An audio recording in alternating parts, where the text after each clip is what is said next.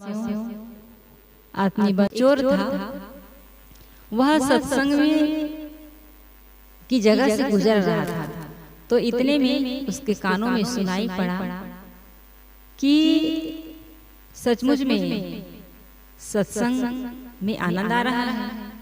तो वो थोड़ा देर रुक गया, फिर एक संत के पास गया। संत से उन्होंने कहा कि मुझे आपकी बातें आज बहुत अच्छी लगी, लेकिन मैं एक चोर हूँ और मैं अपनी चोरी करना छोड़ नहीं सकता, क्योंकि मेरे पास और कोई दूसरा रास्ता नहीं है। परिवार पोषण का बस एक ही माध्यम है।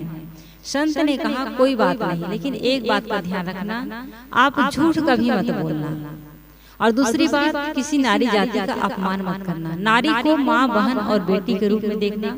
बस इतने से ही तुम्हारा जीवन संवर जाएगा। चोर ने ये ठान लिया कि आज के बाद मैं झूठ नहीं बोलूंगा, और साथ ही साथ उन्होंने नारी जाति का सम्मान किया।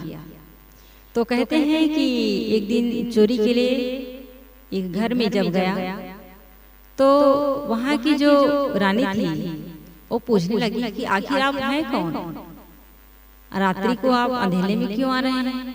उन्होंने कहा मैं चोर हूँ। रानी को तो विश्वास नहीं हुआ कि ये चोर है।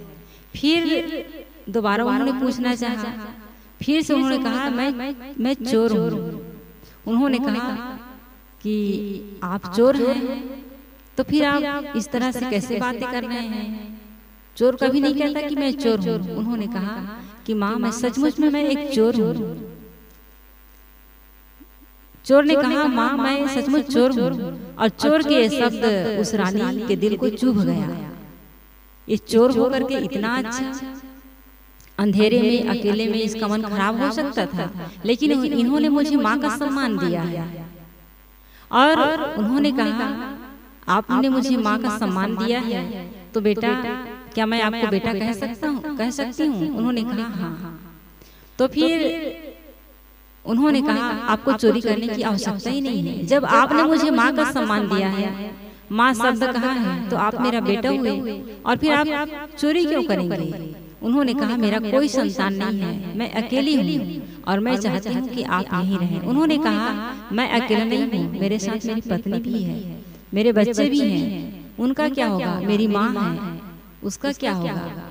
रानी कहती है उन सबको यहाँ ले आइए। फिर उन्होंने सबको उस राज दरबार में, कहना चाहिए रानी के महल में ले आया, और ला करके उनके साथ एक अच्छा बर्ताव किया। और वह जो चोर था, रानी के न रहने के बाद संपूर्ण उसके धन का मालिक हो गया, और धन का मालिक हो गया। तब उन्हें संत की बात बार बार याद आने लगी। संत के पास मैं एक दिन गया, और उनकी एक ही बातों पर मैंने ध्यान दिया कि मैं झूठ नहीं बोलूंगा और नारी जाति का सम्मान करूंगा। बस इतने से मैं इतना महान हो गया, धन संपदा मेरे चरणों में झुक गई। और सचमुच में जो जीवन भर सत्संग करता है, उसके जीवन कितना अच्छा होगा, ये सोच करके उन्होंने अपने को तो सत्संग में लगाया है, और पूरे परिवार को सत्संग से जोड़ दिया। तो सत्संग की ये महिमा है। यदि सचमुच हम सत्संग में जाते हैं, तो उस सत्संग को हम जीवन में आत्मसात करें, और बड़ी से बड़ी दुर्घटना से, बड़ी से बड़ी गलती से, गलत रास्ते से हम बच सकते हैं, और जीवन को एक अच्छा आदर्श में बना सकते हैं। तो बहुत सी सुंदर विचार अभी हम सब सुन रहे थे कि सत्संग का जीवन में क्या महत्व है। आइए अब हम पुनः भजन की ओर चलें, और भजन के लिए हमारे बीच नीलम जी विराजमान। नीलम साहब, मैं आपसे आग्रह करती हूँ कि आप भी आएं और एक भजन हम सभी के बीच रखें। बोलिए सद्गुरुदेव की।